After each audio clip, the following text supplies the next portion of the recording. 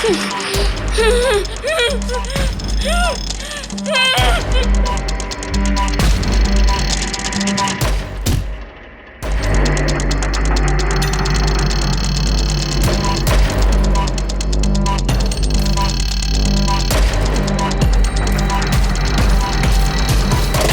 बहुत अनिश्चित है, कब क्या होगा किसी को नहीं पता, लेकिन सब कुछ ठीक होगा इसी उम्मीद पर दुनिया कायम है और हमारी जिंदगी भी। सही सोच के साथ सही राह पर चलते रहो तो सब कुछ ठीक होगा।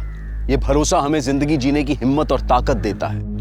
लेकिन अगर सब कुछ ठीक होगा इस बात पर से भरोसा उठ गया तो, उम्मीद बार बार लगातार टूटती रही तो इंसान मायूस होकर गलत लोगों, गलत बातों और गलत राह पर भटक जाता है। उसके दिल में ये डर बैठ जाता है कि जो गलत कल हुआ वही आज होगा और शायद कल भी। और इसी डर को अपने सीने से लगाए वो जिंदगी जीने लगता है और नतीजा तबाही, बर्बादी। अतीत में चाहे कितना भी बुरा क्यों ना हुआ हो, लेकिन भविष्य में सब कुछ अच्छा होगा इसी उम्मीद के साथ जीना ही जिंदगी है। अगर ये आशा, ये उम्मीद इंसान ने छोड़ दी तो उसका क्या नतीजा हो सकता है, ये हमारी आज की कहानी बताती है। एक ऐसा केस जिसने पुलिस को बौखला दिया, एक ऐसी कहानी जिसे देखकर आप भी चौंक जाएंगे।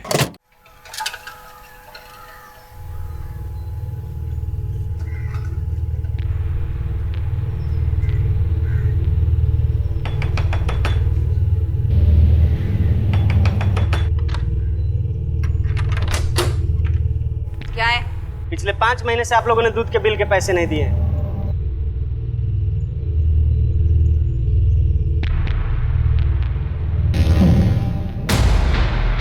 अरे दरवाजा खोलो। अजय, अजय, माजी कहाँ? अरे ये कोई तरीका थोड़ी, हटिए। अरे माजी को बुलाइए, पैसा दीजिए। माँ को बुलाइए। आपका पैसा मिल जाएगा, आप बाहर चलिए। अरे 5 महीना हो गया, अभी तक पैसा नहीं मिला। पैसा चाहिए, पैसा चाहिए, पैसा चाहिए।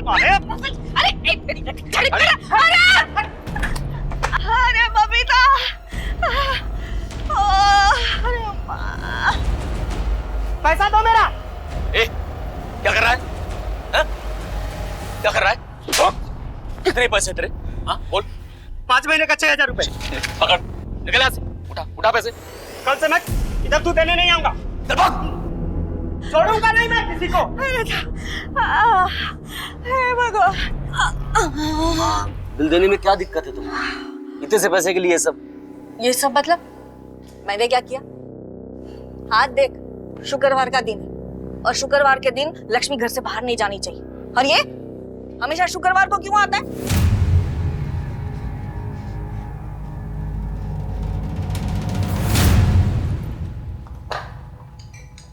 ये लो, टिफिन रेडी नहीं अभी तक। पता नहीं घर में करते क्या है लोग। मैं भी काम ही कर रही हूँ, तुम्हारी तरह यहाँ वहाँ घूमती नहीं रहती। काम है मेरा वो। टिफिन दे रही हो या जाऊं? नौकरानी नहीं हूँ तुम्हारी, तमीज से बात करो। तभी से बात करने की औकात है तुम्हारी? तुम्हारी है? हाँ, बस सारी धौंस माँ और बहन पर दिखाओ, है ना? बीवी के सामने इतनी अकड़ दिखाई होती ना तो भागती नहीं वो। अच्छा, तो तुमने कौन सा संभाला अपने पति को?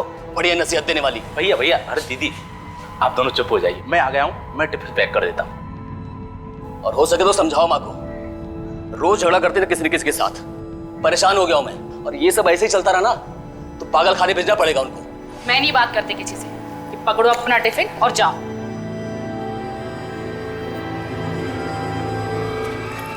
भगवान, कुछ गड़बड़ ना हो जाए बस।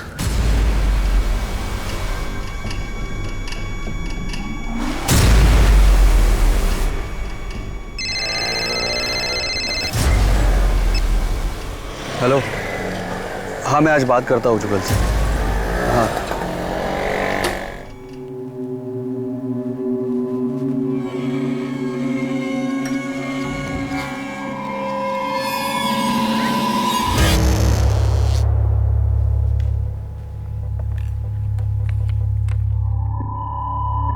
मुझे किसी भी कीमत पर मेरा परिवार चाहिए, हंसता खेलता परिवार।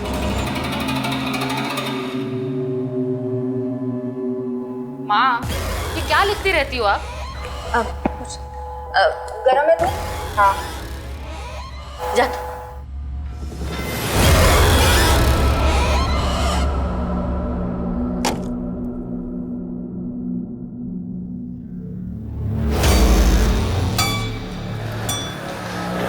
रक्षा करना, कहीं कोई एक्सीडेंट ना हो जाए आज।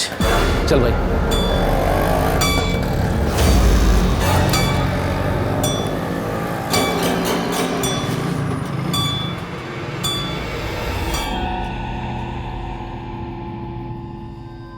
बबीता, ए बबीता, हाँ माँ। 8 बज गए, दरवाजा बंद कर ले।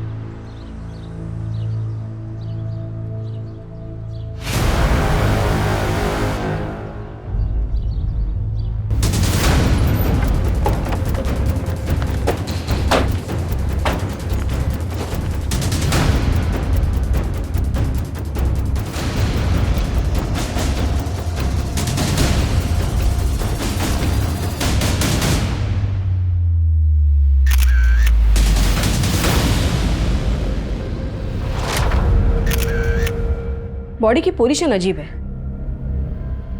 पूनम, तुम बाकी घर की तलाशी लो। मैम।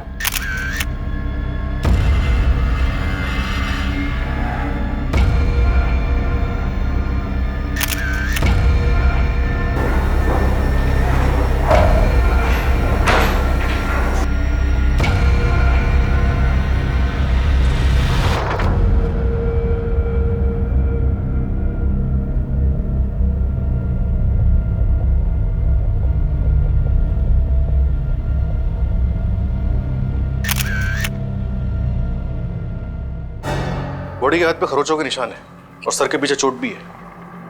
मैम, दरवाजे पे काफी कुंडिया है, लेकिन खिड़की खुली है। इसका मतलब है कोई भी आ जा सकता। इस कमरे की खिड़की खुली हुई क्यों थी? जुगल भैया अक्सर देर से आते हैं तो उनके लिए खिड़की खुली रखनी पड़ती थी। माँ की वजह से शाम 8 बजे घर के सारे दरवाजे बंद हो जाते हैं। इस उम्र में उन्हें डर लगता है कि कहीं कोई आकर उन्हें कुछ करना दे। किस किस को पता था कि जुगल रात को खिड़की से आना जाना करता है? मैं और माँ के सिवाय राजेंद्र को पता था। राजेंद्र हमारे घर के और बाहर के सारे काम करता है और सुबह सबसे पहले उसने ही जुगल भैया को देखा था।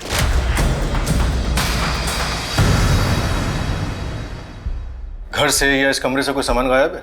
ऐसा कुछ लग तो नहीं रहा। कल जुगल घर कब लौटा? रात 11 बजे तक तो नहीं आई थी और वैसे भी उनके घर आने का कोई फिक्स टाइम नहीं होता।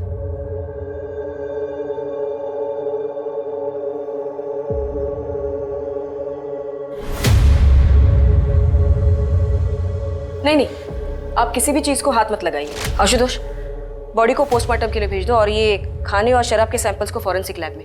और जुगल के पॉकेट में जो मोबाइल मिला है उसके सारे कॉल रिकॉर्ड्स निकालो।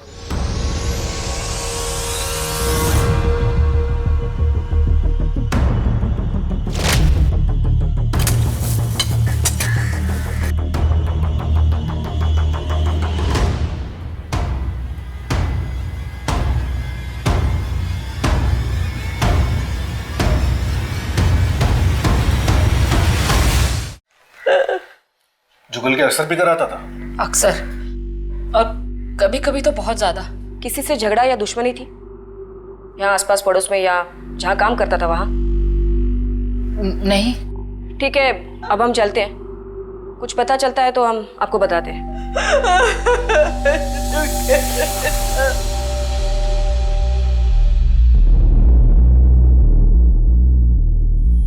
पूनम, विजय, तुम दोनों यहाँ गार्डन और आसपास में देखो, कहीं कोई सुराग या निशान है क्या? बॉडी घसीटने का कोई निशान मिल रहा है क्या, वो भी देखो। Yes ma'am. आशुतोष, पहले हमें ये पता करना है कि जुगल के घर आने से पहले उसके साथ क्या क्या हुआ। मतलब वो कहाँ से आ रहा था, क्या बताया उसकी बहन ने, कहाँ काम करता था वो? रीजन टेलीकॉम में काम करता था। हम वही चलते हैं।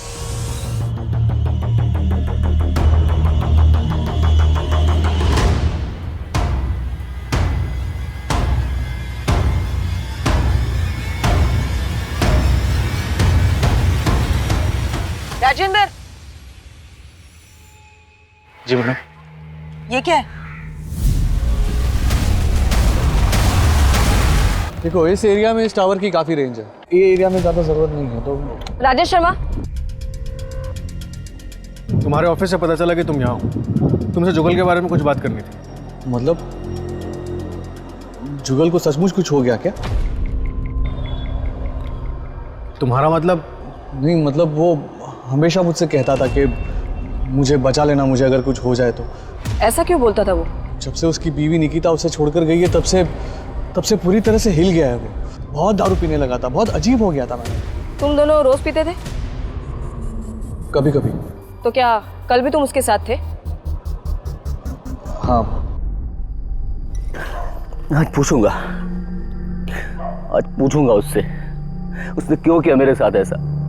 अरे मुझे छोड़कर चली गई, वो गई तो मेरा छलक चला गया, सब कुछ बर्बाद हो गया। और गई तो गई ना, इतना जलील करके गई कि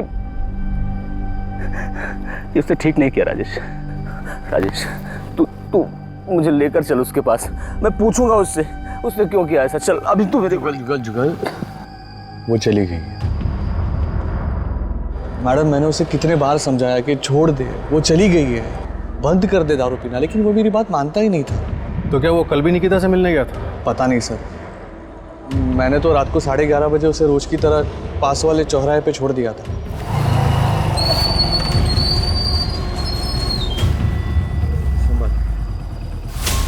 जुगल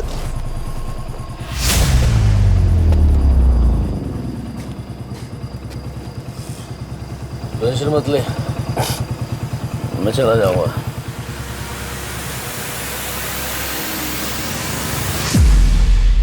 और वो किस जिल्लत की बात कर रहा था? वो भी एक अजीब कहानी है मैडम, उसके बारे में मेरे से बेहतर उसके घर वाले ही बता पाएंगे।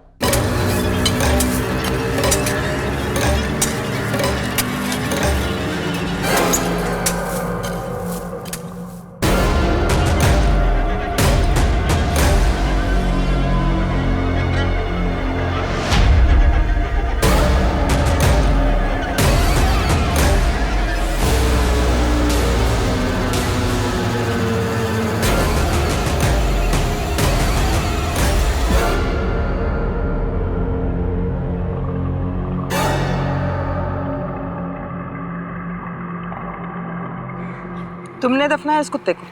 जी मैडम। कब दफनाया था? मैडम ये 3 दिन पहले मुझे कुएं में मरा हुआ मिला था।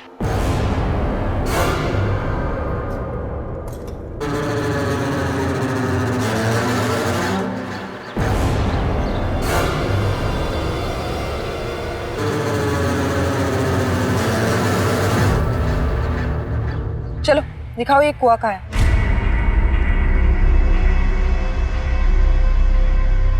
इसी कुएं से निकाला था मैंने। घर वालों को इसके बारे में कुछ पता है? तुमने बताया कुछ उन्हें?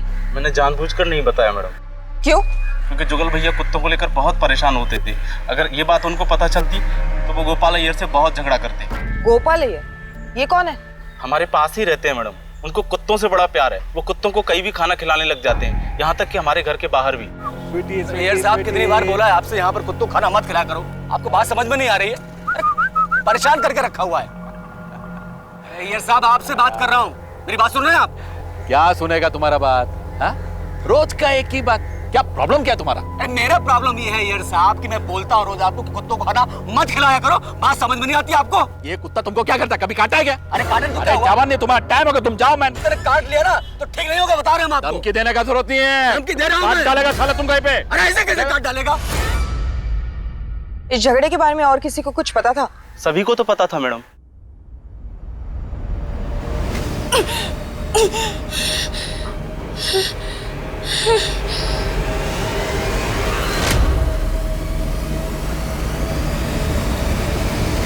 निकिता जुगल भैया की बीवी थी, उसी ने सब कुछ बर्बाद कर दिया। हमारा हरा भरा परिवार था, सब खराब करके चलती बनी।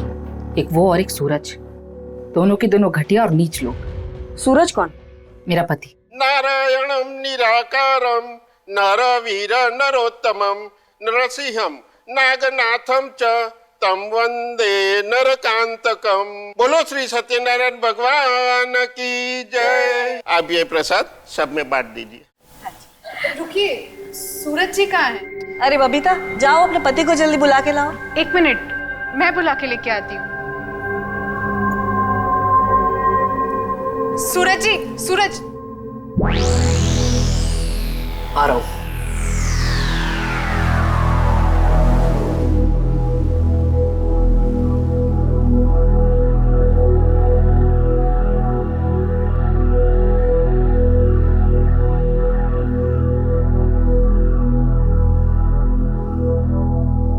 अरे भाई जल्दी आ जाओ, सब वेट कर रहे हैं। आ रहे हैं।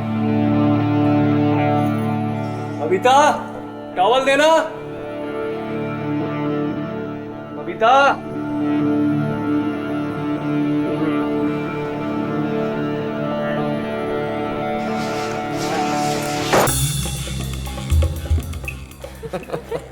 सूरज, ये क्या कर रहे हो? अरे प्यार आ रहा है तुम पे आज। छोड़ो, कोई देख लेगा। अरे यहाँ कौन देखेगा? इतनी दूर खड़ी, उधर आना।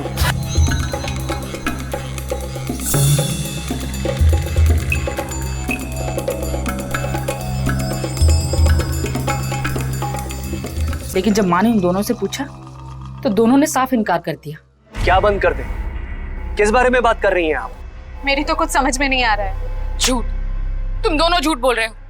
मैंने खुद देखा और सुना तुम दोनों को बात करते हुए। बबीता, मैं बात कर रही हूँ ना। आप भी क्यों बात कर रही हैं? हमारी इज्जत का तो ख्याल करिए। निकिता भाभी के बारे में सोचिए, शर्म आनी चाहिए आप लोगों को। अच्छा, तुम्हारे कहने का मतलब ये है कि तुम दोनों के बीच कुछ नहीं चल रहा। आपकी कसम, भगवान की कसम, ऐसा कुछ भी नहीं है। ठीक है, इस बात को यही खत्म करते हैं। परिवार की शांति बिगड़नी नहीं चाहिए, याद रखना। लेकिन फिर उसी दिन दोनों खुलेआम बिना शर्म के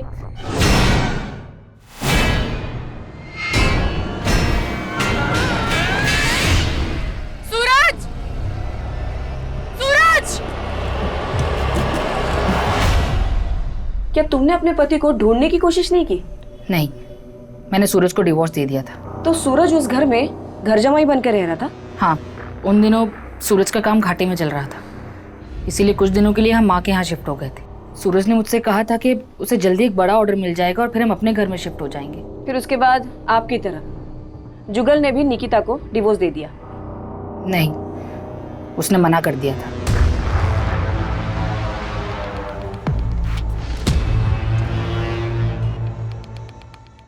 अजीब बात, तेरवा देवी का जमाई सूरज उन्हीं की बहू निकिता के साथ भाग गया। शायद इसी सदमे ने तेरवा देवी और उनके परिवार को। जुगल की पॉकेट से जो फोन मिला उसकी कॉल रिकॉर्ड्स आ गए। उसके हिसाब से निकिता और जुगल के बीच काफी कॉल्स हुए। कल रात को भी निकिता ने उससे बात की थी और ये जुगल की आखिरी कॉल थी। कितने बजे? करीब 11:30 बजे। मैडम, जुगल के दोस्त राकेश ने भी ये बताया था कि तकरीबन इसी टाइम के आसपास उसने जुगल को चौराहे पे ड्रॉप किया था। हो सकता है कल रात जुगल अपनी बीवी निकिता से मिलने गया हो और उसे मौत का सामना करना पड़ा हो, क्योंकि ये बात हम जानते हैं कि जुगल ने डिवोर्स देने से मना कर दिया था, इसलिए सूरज और निकिता ने मिलके जुगल को मार दिया हो। पूनम, जुगल मिश्रा के घर के कंपाउंड में उसकी बॉडी घसीटने के निशान मिले? नहीं मैम, लेकिन एक अजीब बात सामने आई है। उनके घर के नौकर राजेंद्र को एक कुत्ते की लाश मिली जो उसने दफनाई। घर वालों में से किसी को नहीं बताया और उसका कहना है कि उसके घर के पास रहने वाले गोपाल अय्यर का जुगल से झगड़ा ना हो, इसलिए उसने ये बात किसी को नहीं बताई। यहाँ इस केस में सब अजीब है। वो बुजुर्ग माँ, उनके जमाई और बहू, नौकर राजेंद्र और अब ये गोपाल अय्यर। इस गोपाल अय्यर की कुंडली निकालो, पता करो कि कल रात वो कहाँ था, और ये सूरज और निकिता के बारे में भी पूछताछ करो। वैसे ही आप अर्जुन की भी करोगे ना? क्या मेघा की माँ, नैना की शादी का तो कोई मुकाबला ही नहीं हो सकता। ओ भाई, बस हो गया। मैं अपने अर्जुन और जूही की शादी ऐसे करूंगी कि देखती रह जाओगी, आंखें फट जाएंगी, लाखों में एक। कौन है? माँ कौन है? माँ कौन है? माँ, माँ कौन है? मैं हूँ बबीता। बबीता, वो आया? वो नहीं आया। ऐसे कैसे? तूने उसे जुगल के बारे में बताया था ना? अब उसे आना ही होगा, अब आना ही होगा उसे।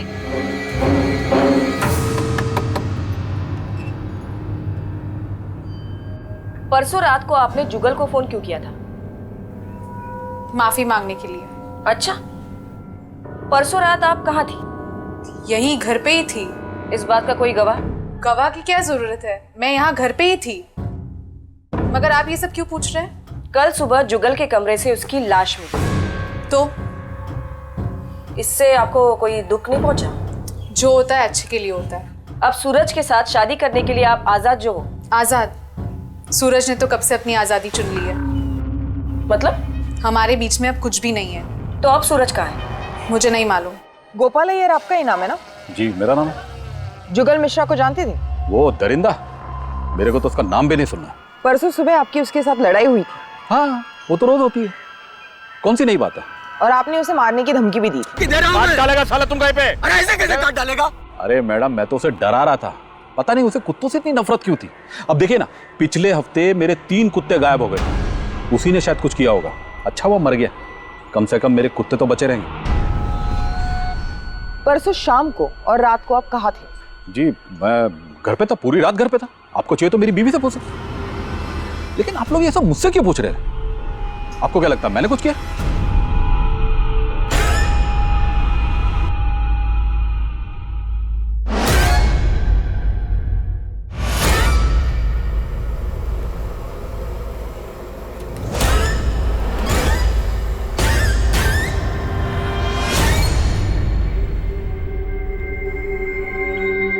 कैसा बना है? ठीक है। अरे ठीक है या अच्छा है? अच्छा है माँ। धीरज अगर कुछ कम है तो बता दे, मैं और डाल देती हूँ। नहीं बराबर है एकदम।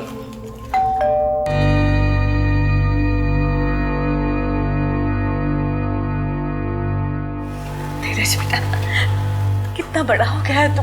5 साल हो गए तुझे देखे। अरे अपनी दादी और बुआ को अंदर नहीं बुलाएगा? आ जाइए। बबीता टिफिन ला। धीरज बेटा आजा, इधर आजा, खाए। कौन है धीरज? धीरज, आप दोनों से मैंने साफ साफ कहा है कि आपसे हमारा कोई लेना देना नहीं है। सुनाई नहीं दे रहा आपको? इज्जत से निकल जाइए वरना धक्के मार के निकलवाऊंगी। अरे ले धीरज बेटा, ले बेटा, ले। अरे मेरे हाथ का बना घर का ताजा खाना है और सब कुछ इसकी पसंद का है। धीरज, इनके हाथ का बना कुछ मत खाना। क्या नहीं खाने थे उसे, कुछ नहीं होगा उसे। हाँ? फिर भी वो नहीं खाएगा। बबीता खाइए, खा खा, ताकि उसको पता चले कि इसमें मैंने जहर नहीं डाला है। देख देखा? और सुन, धीरज मेरा पोता है, वो मेरे घर में रहना चाहिए, मेरे साथ। धीरज उस घर में कभी नहीं जाएगा। उस घर में एक भी मर्द जिंदा नहीं रहता है। अब तो जुगल को भी खा गए आप लोग। याद रखता नहीं, बहुत पछताएगी तू। निकलिए।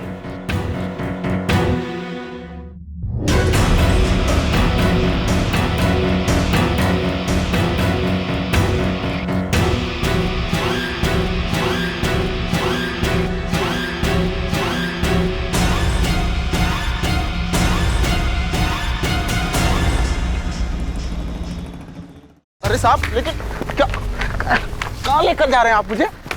साहब हुआ क्या? साहब, अरे अरे मैडम मुझे बताइए तो सही, मुझे यहाँ क्यों लेकर आए हो आप? क्योंकि तू हर काम में सबसे पहले है। तुझे सबसे पहले कुएं में से एक मरा हुआ कुत्ता मिला। जुगल की लाश को भी सबसे पहले तूने देखा, और जुगल के झगड़े के बारे में भी सबसे पहले तूने हमें बताया। अब सच सच बता, तुझे कुएं में से एक मरा हुआ कुत्ता मिला या 3? नहीं मैडम, सिर्फ एक ही कुत्ता मिला था, मैंने मैडम को बताया तो था। ठीक है, तुम जाओ। पूनम, इस पे नजर रखना। और वो तेरवा देवी का जमाई सूरज, वो कब आ रहा है? आ गया मैं। क्यों सूरज, निकिता से कब शादी कर रहे हो? शादी? हाँ शादी, क्योंकि अब जुगल मिश्रा जो नहीं रहा। जुगल मिश्रा नहीं रहा? बुढ़िया अपने आखिरी बेटे को भी खा गई। मतलब? पहले 2 बेटे मर चुके हैं उनके, पर मैम मेरा उस घर से और बबीता से ना कोई रिश्ता नहीं है अब। तुम निकिता से आखिरी बार कब मिले थे? कई महीने हो गए मुझे तो, पर हाँ बबीता का फोन आया था 2 हफ्ते पहले। बबीता का? हाँ, वो बोल रही थी मिलना है, कुछ मदद चाहिए, लेकिन बाद में ना कोई फोन आया ना मिलने आई। ठीक है।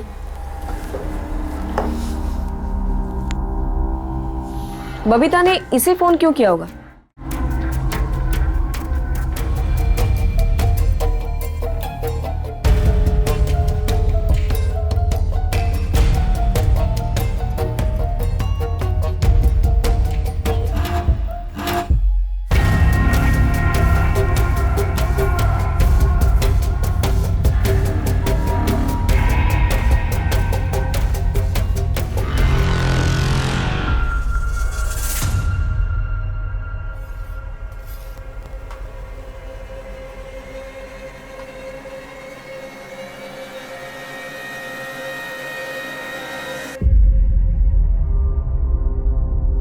बबीता से मिलना है। वो तो घर पर नहीं है। कहाँ चली गई वो? मंदिर गई है वो, देर से लौटेगी। आपने बताया नहीं कि जुगल के और 2 भाई भी थे? जुगल की मौत के बाद हमने काफी लोगों से पूछताछ की। सबका यही कहना है कि इस घर के मर्द जिंदा नहीं बचते। ऐसा क्यों? पता नहीं है, हमारे ये घर के मर्दों को क्या हो जाता, कोई रहना ही नहीं चाहता इस घर में। मेरा बड़ा बेटा युवराज 14 साल की उम्र में ही बीमारी की वजह से मर गया, और दूसरा बेटा गिरिजेश, उसका एक्सीडेंट हो गया।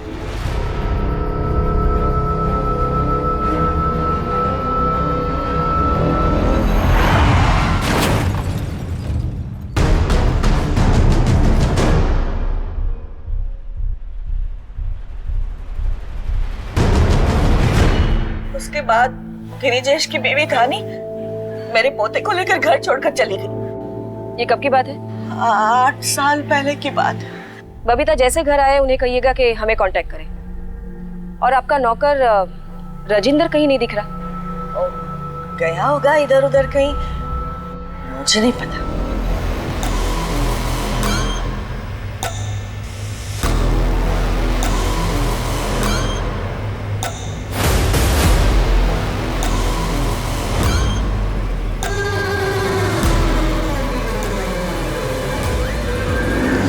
नमस्ते साहब।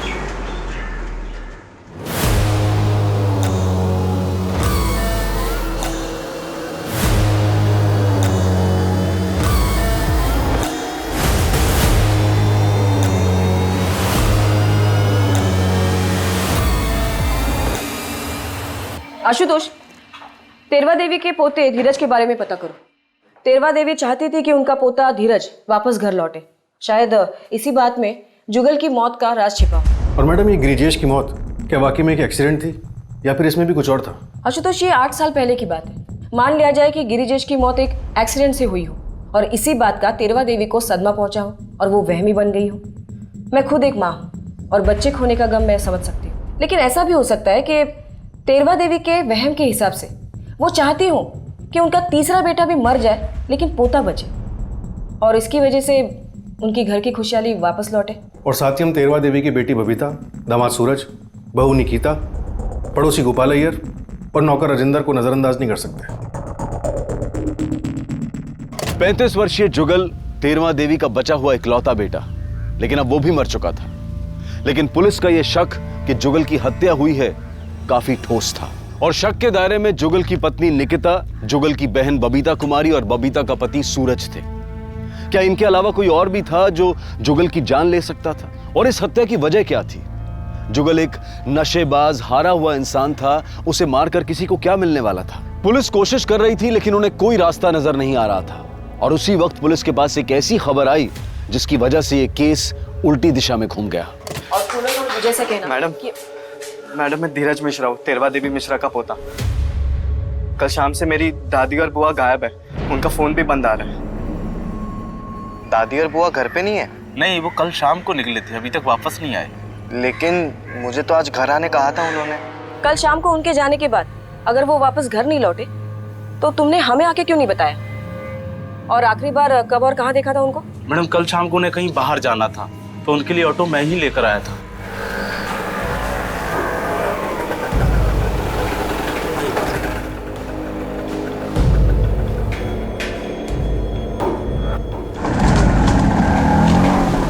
उनके पास कुछ सामान वगैरह था? एक छोटी सी थैली थी मैडम, बस। ठीक है, उनके बारे में अगर कुछ पता चलता है तो हम तुम्हें बताते हैं। जी मैडम।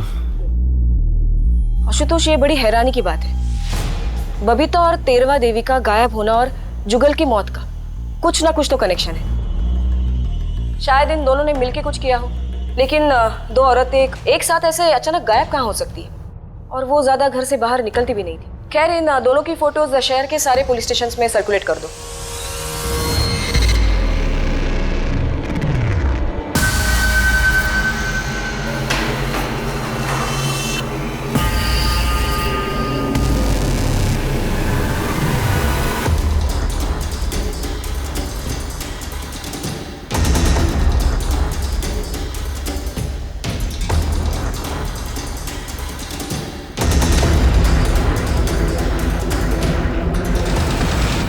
बबीता कुमारी और तेरवा देवी का गायब होना एक पहेली थी। उनके दुश्मन तो काफी थे, लेकिन उनमें से कौन उन दोनों को गायब कर सकता था, इस बारे में पुलिस उलझन में थी। और तभी एक बार फिर से इस केस ने रुख बदला।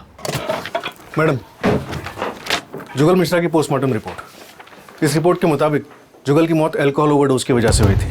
ज़्यादा शराब पीने की वजह से उसे वॉमिट सेंसेशन हुआ, जो उसके विंड पाइप में अटक गया और वो सांस नहीं ले पाया।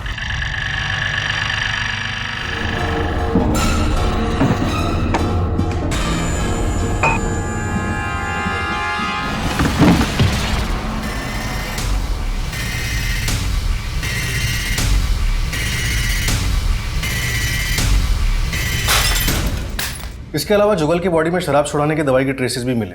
डॉक्टर ने रिपोर्ट में death by natural cause he लिखा है, और फॉरेंसिक रिपोर्ट के मुताबिक शराब छुड़ाने की दवाई के ट्रेसेस उस खाने की प्लेट में भी मिले हैं जो हमें जुगल के रूम से मिली थी।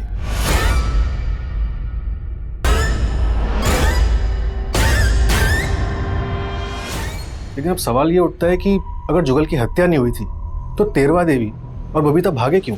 इन दोनों के भागने के पीछे जरूर कोई कारण होगा, या फिर ये भी हो सकता है कि इन दोनों के साथ भी कोई हादसा हुआ हो। मैम, बबीता और तेरवा के फोन रिकॉर्ड्स में कुछ खास हाथ नहीं लगा, लेकिन बबीता की राजेश शर्मा के साथ अक्सर फोन पे बातें होती थी।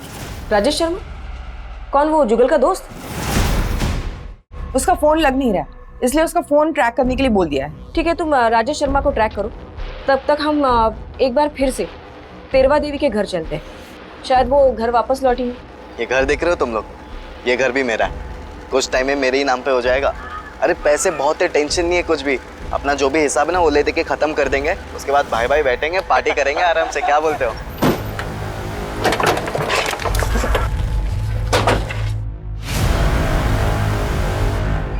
तुम यहाँ क्या कर रहे हो? और राजेंद्र का है? सर मैं वो अपनी दादी और बुआ से मिलने आया था बस।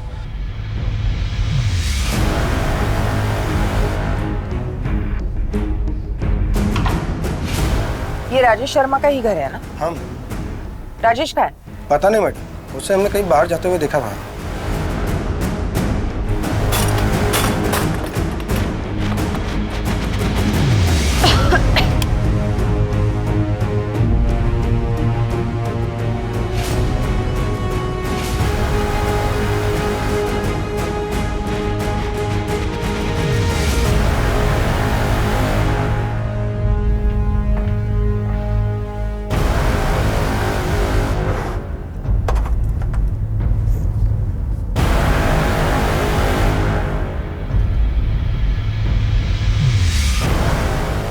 लेकिन इस रिपोर्ट के मुताबिक ये राजेश शर्मा 3 दिन से गायब है, कुछ अता पता नहीं है। उसका फोन भी ट्रेस नहीं हो पा रहा, लेकिन हमारी खबरियों से ये पता चला कि बबीता और वो अक्सर छुप छुप कर मिला करते थे।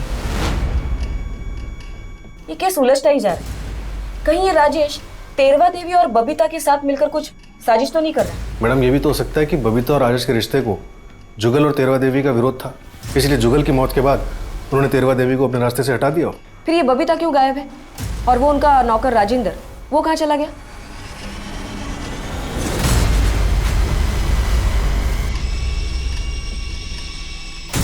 तेरवा देवी की इस डायरी में बहुत कुछ लिखा हुआ है। पुलिस के सामने एक जबरदस्त पहेली थी, तेरवा देवी की वो डायरी जिसमें उसने अपने दुश्मनों के नाम लिखे थे। लेकिन पुलिस ने उन सब से बात की थी और पुलिस को किसी के भी खिलाफ कोई ठोस सबूत नहीं मिला था। उस डायरी में लिखी हुई बातें सच थी या फिर एक बुजुर्ग औरत के असंतुलित दिमाग की कल्पनाएं?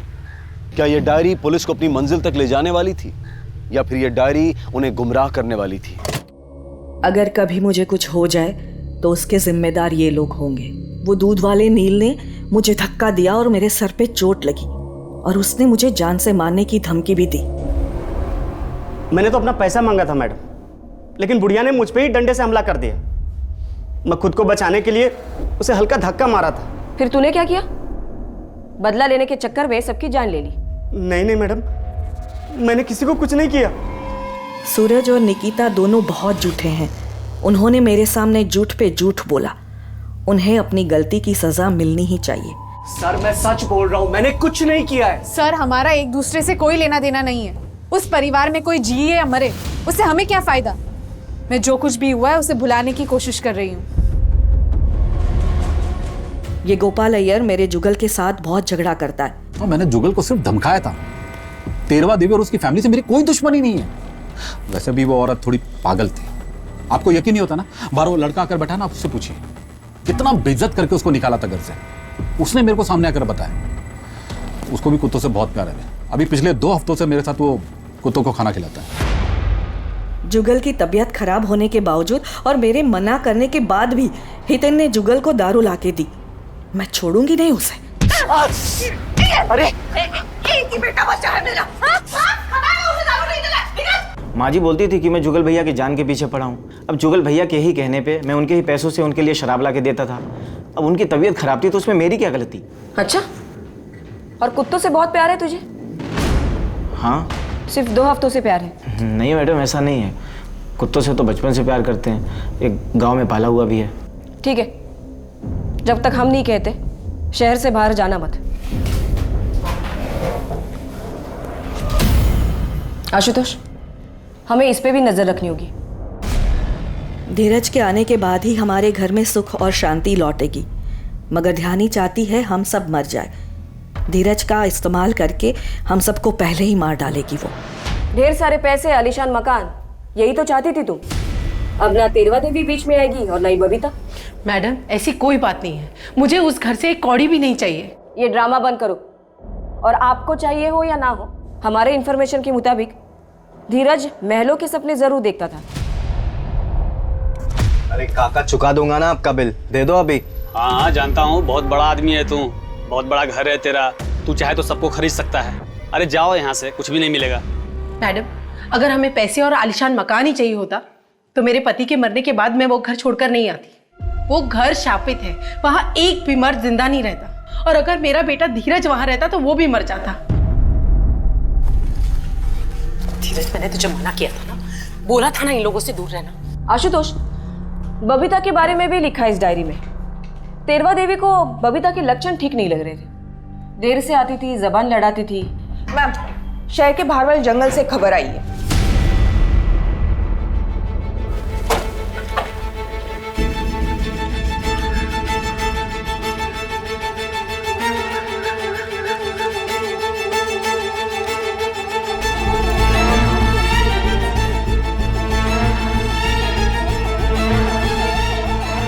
लाश पे घाव का निशान काफी भारी और गहरा है।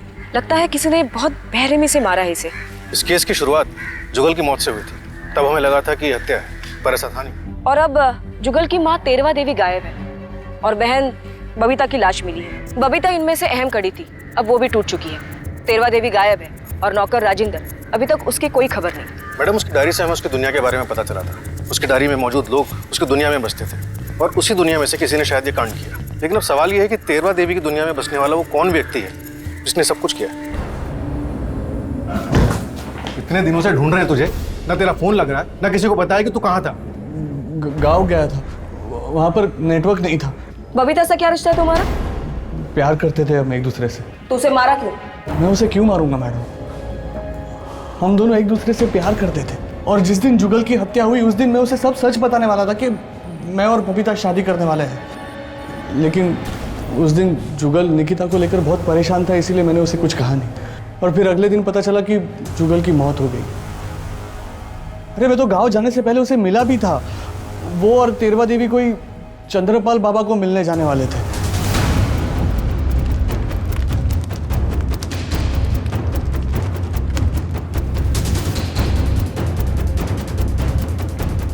चंद्रपाल, ये बबीता और ये तेरवा देवी, क्या ये 2 औरतें तुमसे मिलने आई थी? हाँ आई थी। इन्हें अपना पोता वापस चाहिए था। ये बता रही थी कि इनके परिवार पर शाप का साया है। उसी से मुक्ति के लिए उन्होंने अनुष्ठान किया और वापस चली गई।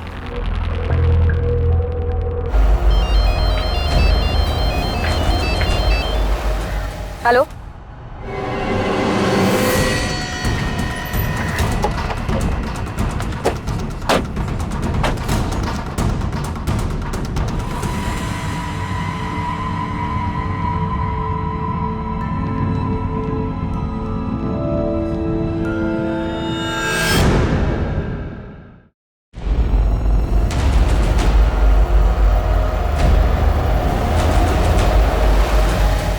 आप लोगों के सीनियर से बात करनी।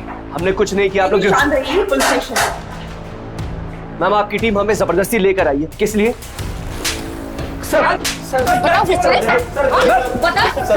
अच्छा बताता हूँ।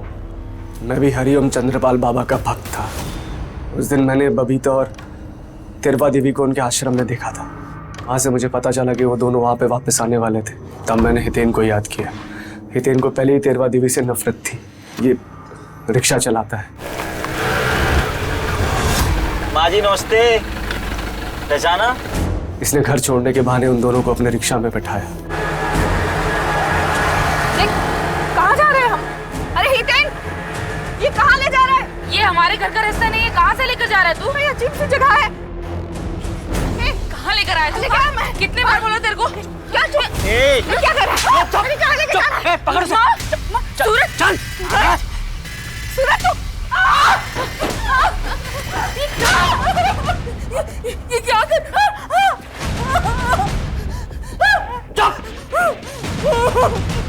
चल।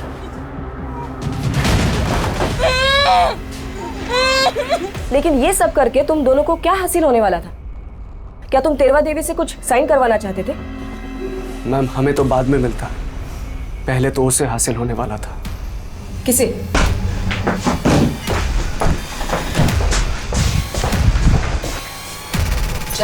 अरे पर मैडम बताइए तो सही क्या हुआ? Madam please. सूरज और मैं अलग हो चुके थे, लेकिन जुगल की मौत के बाद मेरे दिमाग में एक प्लान आया था, तो मैंने सूरज को अपने पास बुलाया। सूरज, जुगल अब रास्ते से हट चुका है और ध्यानी तो अभी हवेली में वापस आएगी नहीं और ना धीरज को आने देगी। इसका मतलब समझते हो? अरे जुगल ने मुझे अब तक डिवोर्स नहीं दिया है, इसका मतलब मैं अभी भी मिश्रा खानदान की बहू हूँ और उस हवेली पे मेरा भी हक है। मगर बबीता और बुढ़िया, उसका क्या? और इसलिए तुमने बबीता को इतनी बेरहमी से मारा?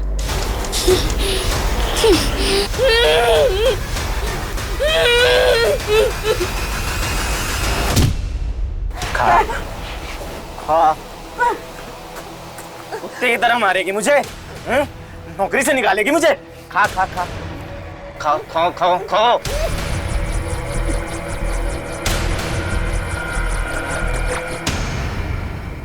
कुत्तों को मैं नहीं मार के वहां फेंका था।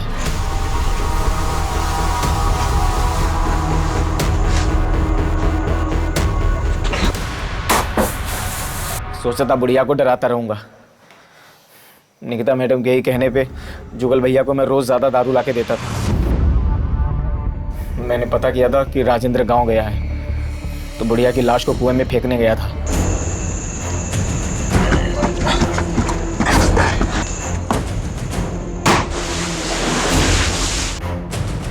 वहां राजेंद्र ने हम दोनों को देख लिया था, इसलिए उसको भी वहीं मारना पड़ा।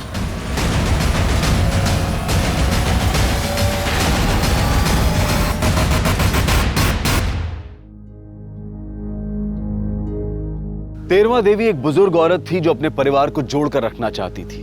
वो चाहती थी कि उसका परिवार एक ही छत के नीचे सुख और शांति के साथ रहे, लेकिन वो हो ना सका और नतीजा उसका भरोसा, उसकी उम्मीद टूट गई। जिंदगी के इस अनिश्चित पहलू ने तेरवा देवी को इस कदर तितर बितर कर दिया कि वो तंत्र मंत्र और तांत्रिक की झूठी बातों पर भरोसा करने लगी। उसका विश्वास ऐसी बातों पर बैठ गया जहां पर सिर्फ फरेब और मक्कारी थी, और था तेरवा देवी के बचे खुचे कुटुंब का अंत। तेरवा देवी अकेली थी, उम्र ढल गई थी, कमजोर थी, और राजेंद्र, निकिता और सूरज ने इस बात का फायदा उठाया। कठिन समय में तेरवा देवी कमजोर पड़ गई और अपनी जिंदगी से हाथ धो बैठी। कठिन समय हर किसी की जिंदगी में आता है, और इसी कठिन समय में सबसे ज्यादा शक्ति की जरूरत होती है। हम ये प्रार्थना करते हैं, उम्मीद करते हैं कि ये शक्ति हम सबको मिले। अब मैं अनूप सोनी आपसे विदा लेता हूं। फिर मुलाकात होगी क्राइम पेट्रोल सतर्क के ब्लैक हेडलाइंस अध्याय में एक और नए केस के साथ। और याद रखें, क्राइम और आपके बीच में सिर्फ इतना फर्क है कि आप कितने सतर्क हैं। सतर्क रहें, सुरक्षित रहें। जय हिंद।